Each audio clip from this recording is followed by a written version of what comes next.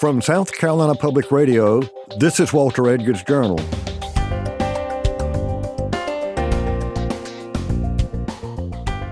I'm Walter Edgar, welcoming you to our podcast about South Carolina culture and history, with a nod to all things Southern. Today, we'll be talking with Gugliotta, author of Grant's Enforcer, Taking Down the Klan.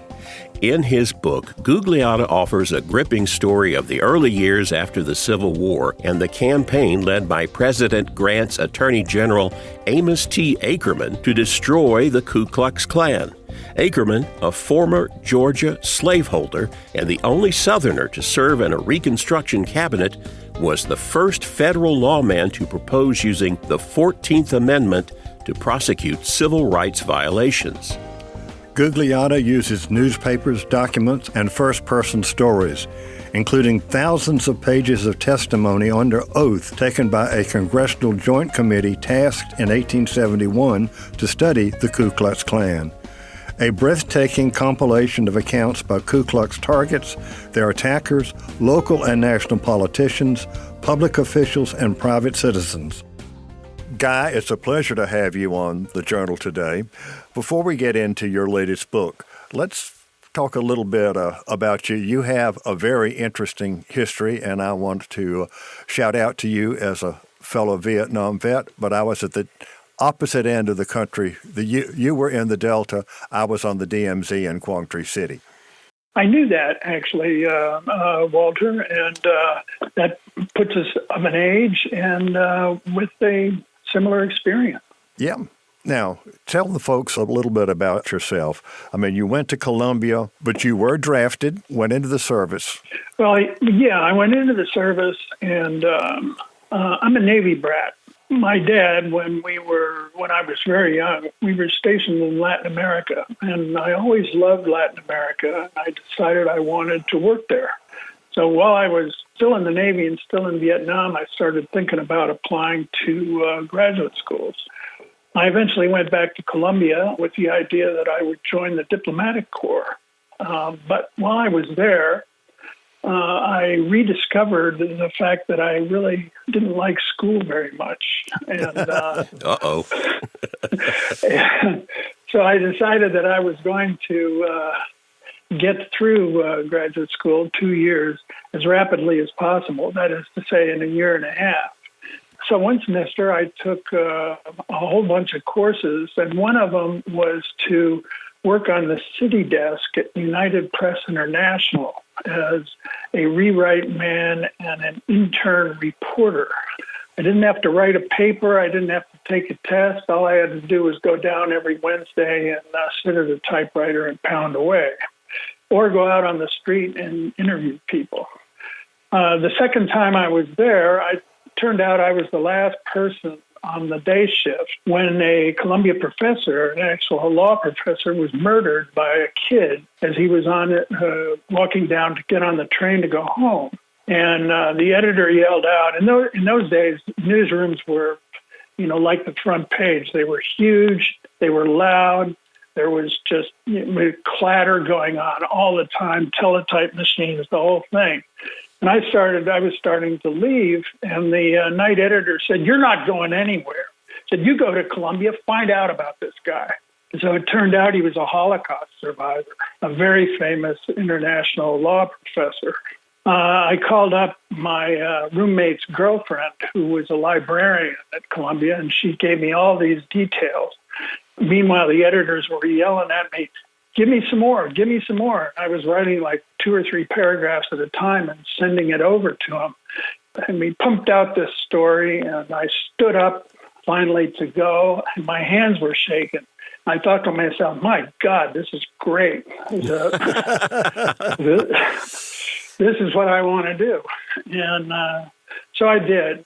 I've had, 4 careers as a journalist. I started out working on the city desk right there in New York, covering city news. And then I went to Latin America, first to Puerto Rico, and then to Argentina, and then Brazil, before I decided to leave United Press and go to the Miami Herald, which at that time was a very, very big paper in Latin America.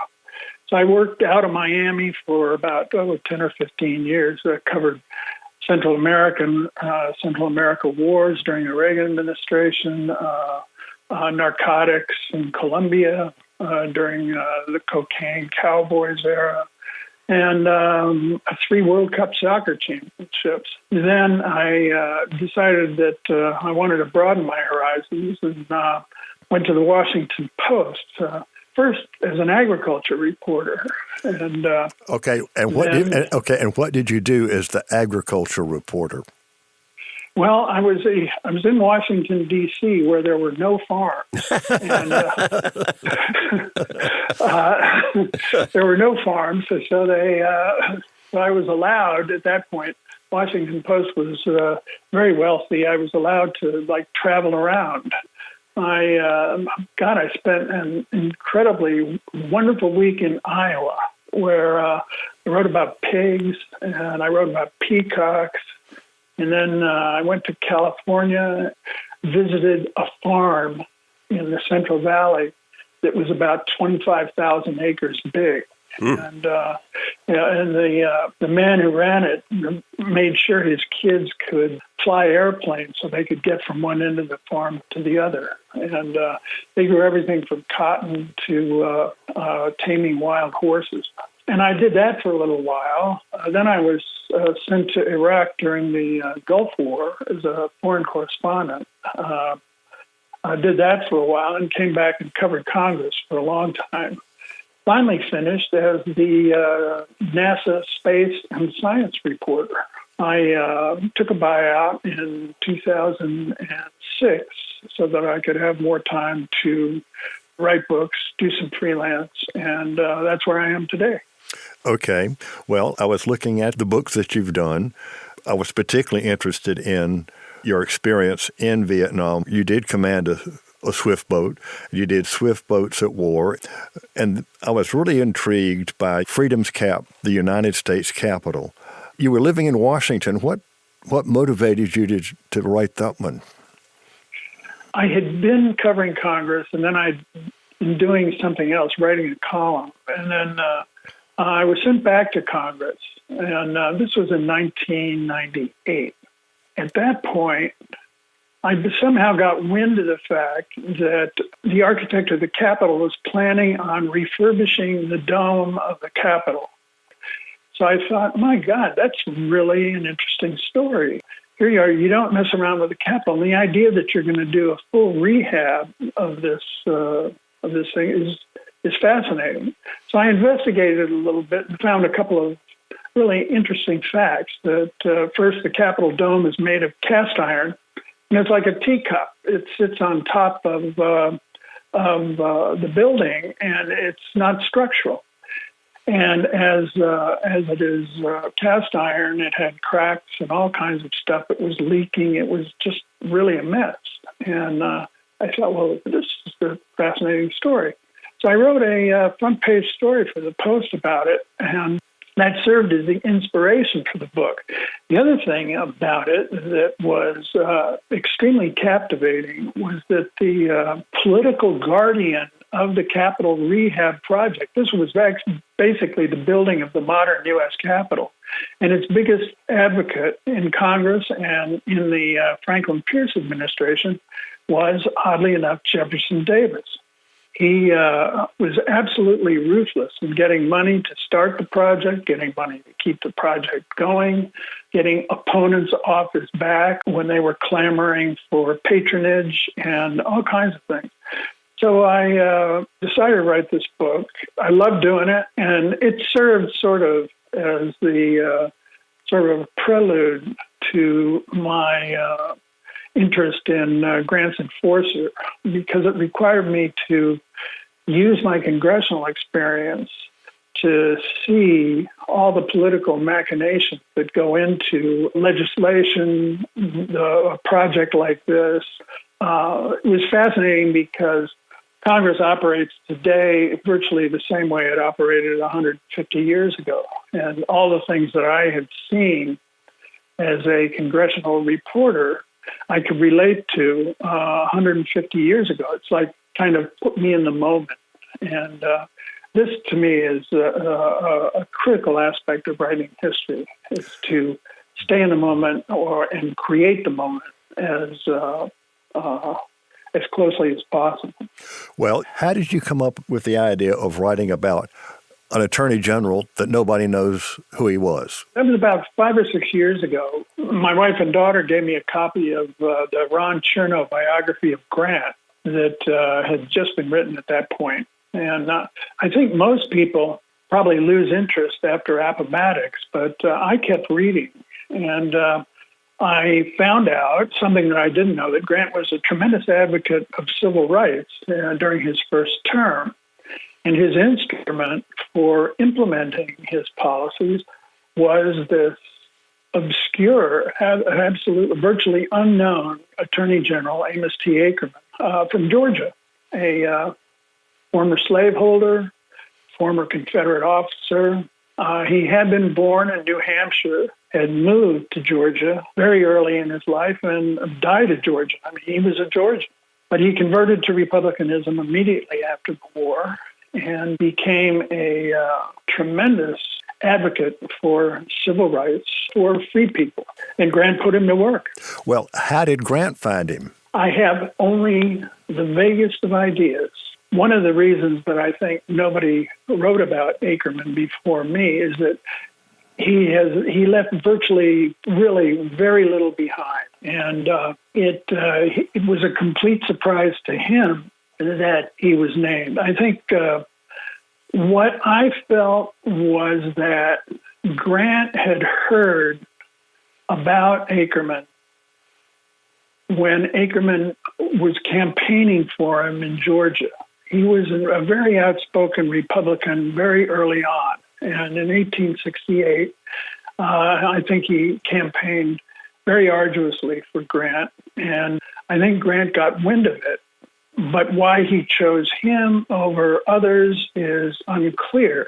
The prevailing wisdom at the time was that he needed support from Southern senators for policies, a basic policy that he wanted to do. He wanted to annex the Dominican Republic, make it into a state. This was tremendously unpopular in Congress, and he had no hope of getting this done. But he decided to apparently court senators in the South by naming a Southerner to his cabinet. That was the prevailing wisdom. I'm not sure that that's the case. I think it's very possible that he wanted a civil rights advocate, and Akerman was his man, and that's why he chose him. Well, the fact that Grant was an advocate for civil rights, even today, that's not well known. I mean, that is a part of Grant's career. If you talk about Grant as president to anybody today, he was a drunk. All of his friends were crooks. Of course, there was the great deal at the end of his term that caused the end of Reconstruction, although, as you point out, Reconstruction was really on the way out right after Akerman stepped down as Attorney General. And he was Attorney General just 2 years, right?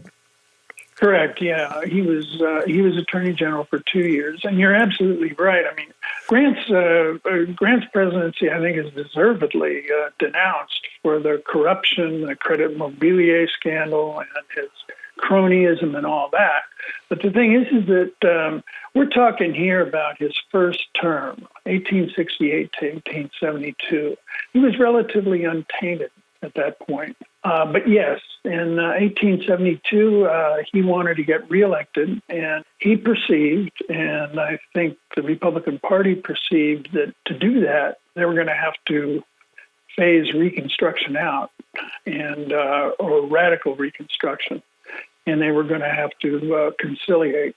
And they did, and then, as you say, there was the deal in 1876 that set us on a long and unpleasant road that we still navigate occasionally these days.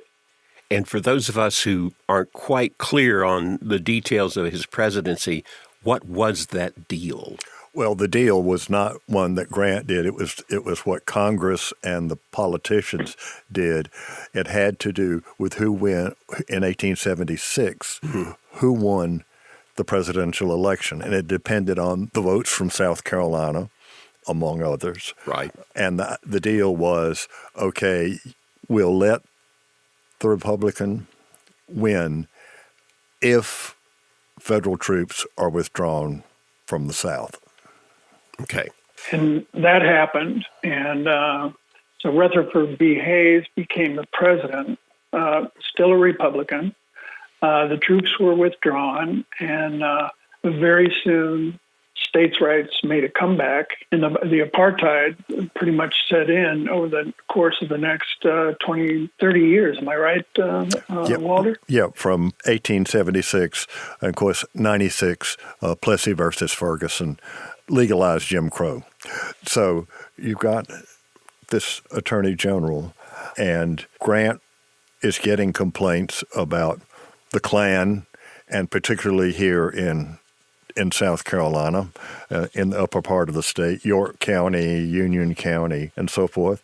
And they decide to go after the Klan to punish them for lynchings, harassment, voter suppression. The list goes on and on, right? That's right. What I found was that during these years, the emphasis and the attention that the federal government paid to racial unrest sort of jumped from state to state.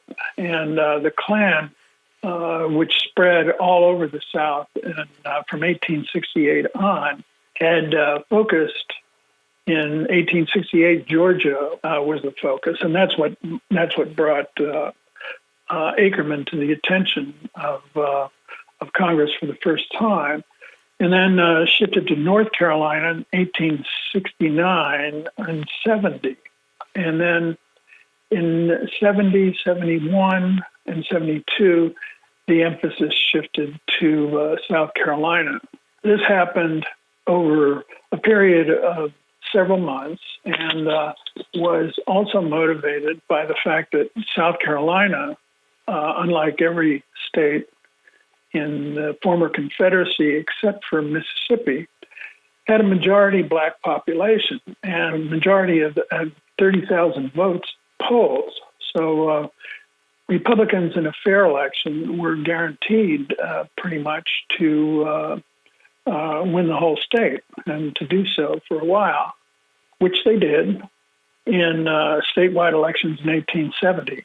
And that's pretty much what triggered the militancy of the Ku Klux Klan. After the elections in November of 1870, the violence escalated dramatically over the next 6, 8, 10 months. And the Klan was most active, though, in the parts of the state where the counties were white majority are close to black, white equal. In the lower part of the state, where the counties were overwhelmingly black, you had little to almost none Klan activity because the black majority basically fought back. Yeah, that's exactly right.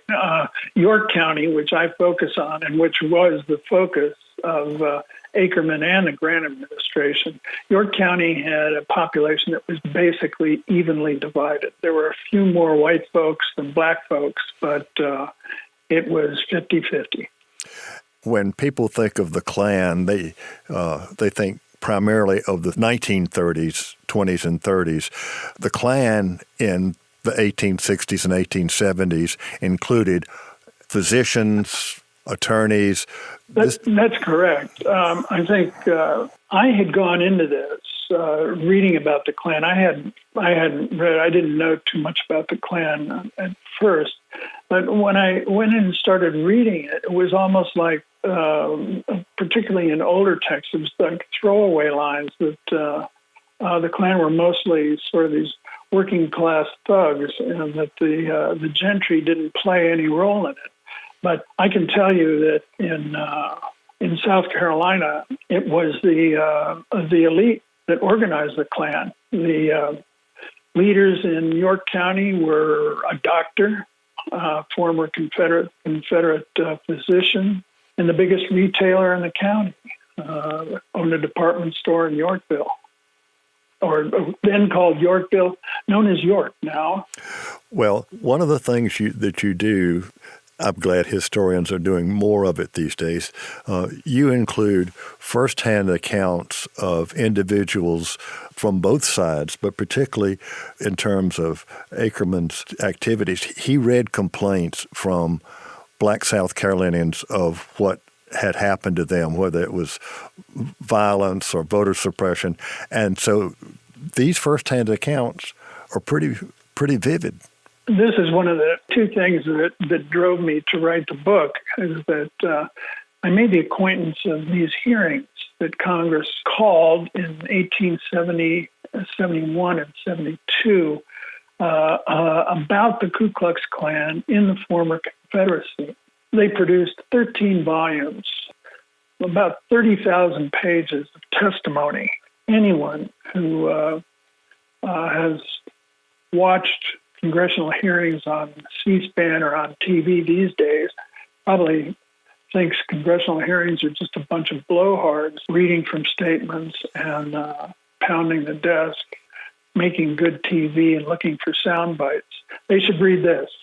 This is like thousands and thousands of pages of absolutely unvarnished testimony. It's just extraordinary document. And I took one look at it and I said, my God, you had the opportunity of hearing the voices of the people, the actual victims of the Klan and their attackers at the same time. And additionally, with the advent of these digital newspaper archives, you can see exactly what people thought at the time had happened. And you can get multiple accounts of particular incidents.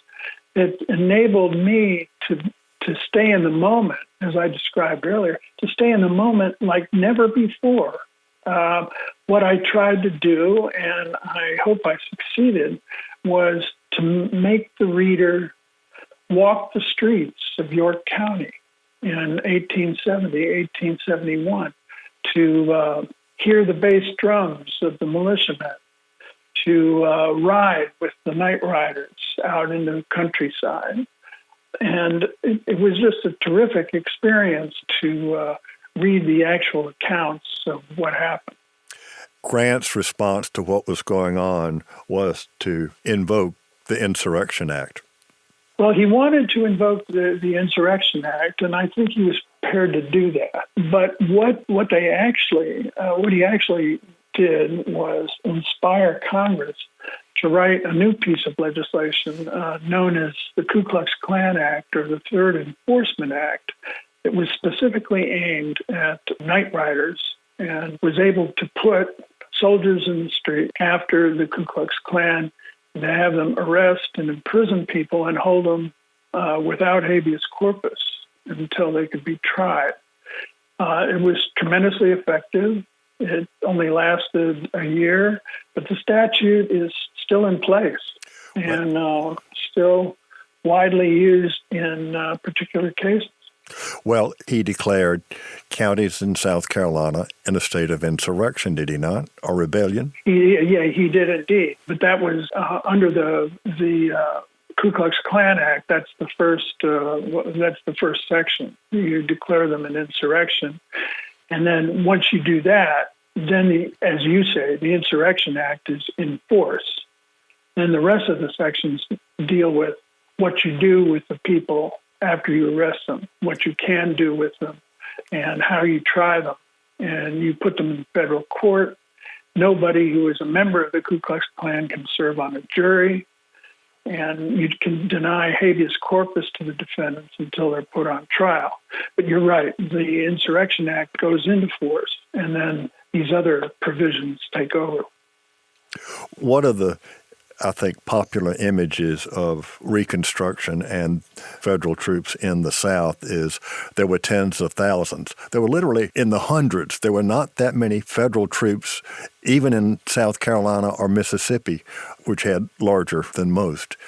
Yeah, that's quite true. There were only 30,000 federal troops in the South, and the vast majority of them were down on the border with Mexico, and or on the frontier fighting Indians.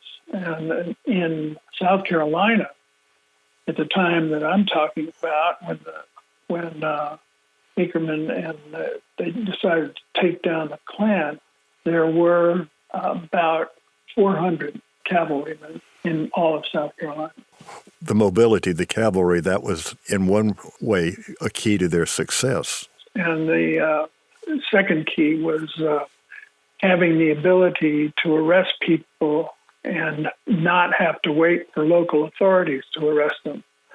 So when the gun went off, so to speak, in August of 1871, the cavalry knew exactly who they wanted to get, how to find them, and got them in the middle of the night. And there were no fights, no nothing, because they'd been doing the research and they knew everybody who they wanted to arrest. Well, they missed a couple of folks who slipped out and went to Canada.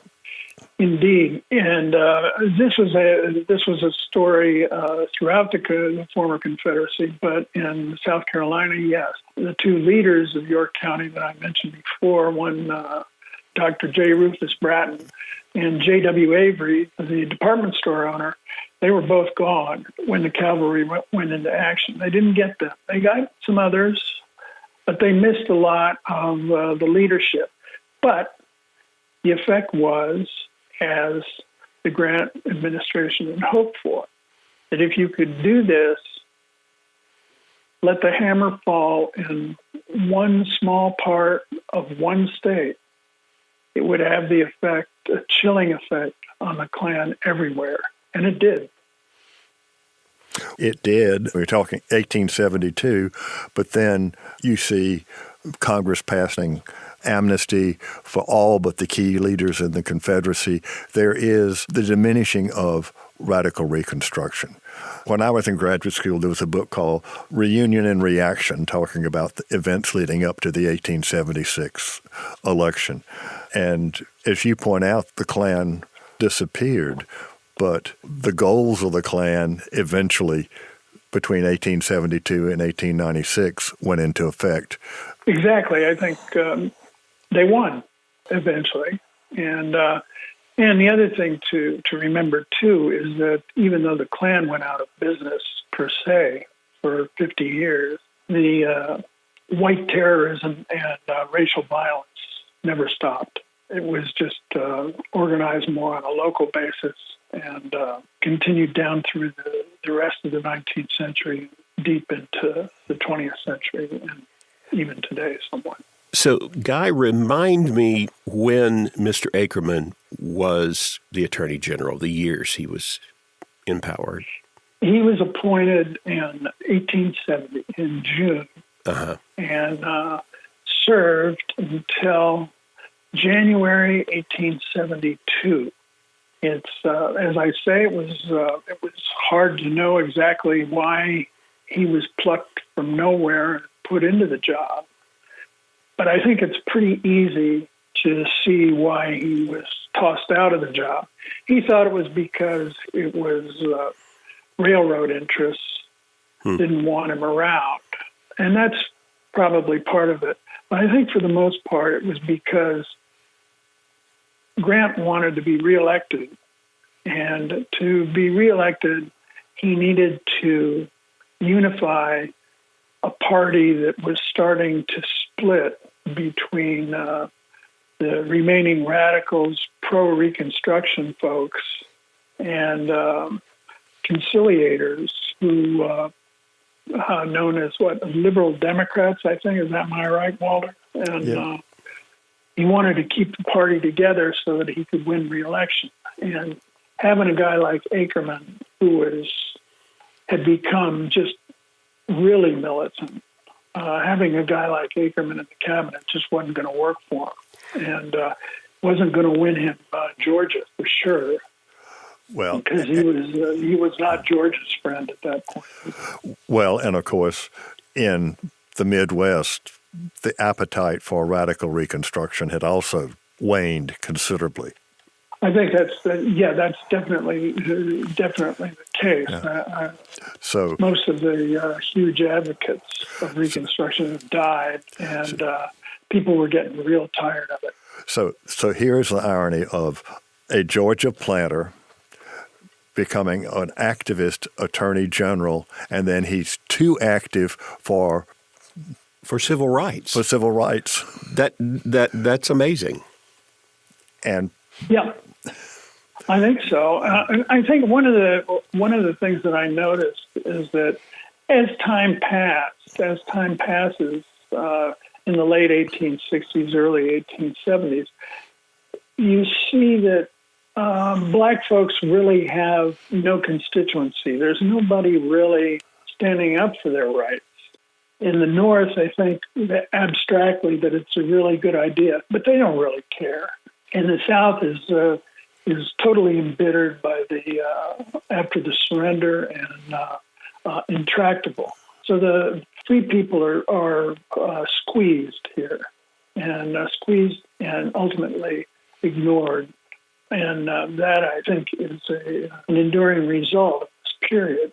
Well, Guy, I want to go to the title, which we have not mentioned to date, and that is Grant's Enforcer Taking Down the Klan.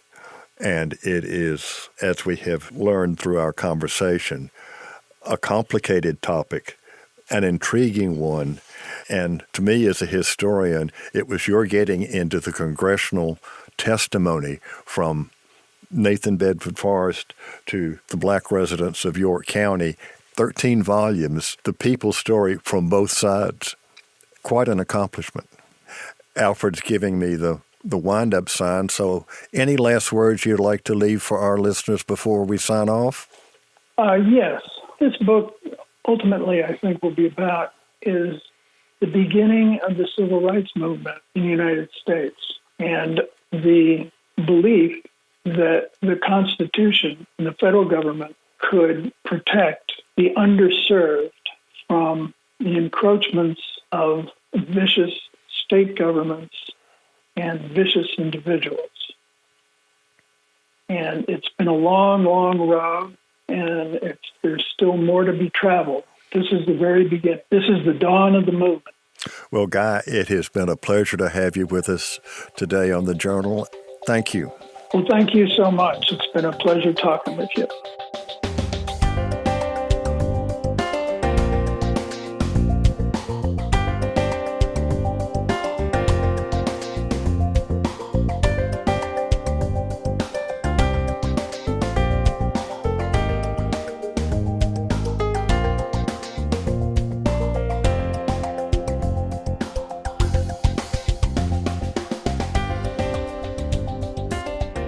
I hope you enjoyed our conversation today. I know that I did.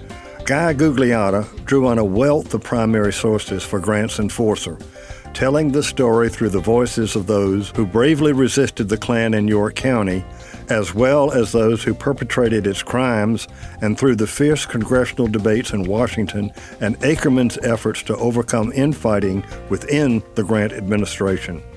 It is a story that is not well known today, but it is an important chapter in our state and nation's history.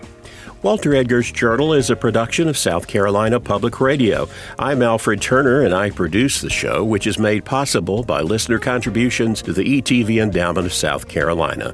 Remember, the views and opinions expressed on Walter Edgar's Journal are not necessarily those of South Carolina Public Radio or its underwriters. Many of the books discussed on Walter Edgar's Journal can be found as part of the Walter Edgar's Journal Book Nook section at all good books in Columbia, South Carolina, or may be available from your local bookstore. We'll talk again soon.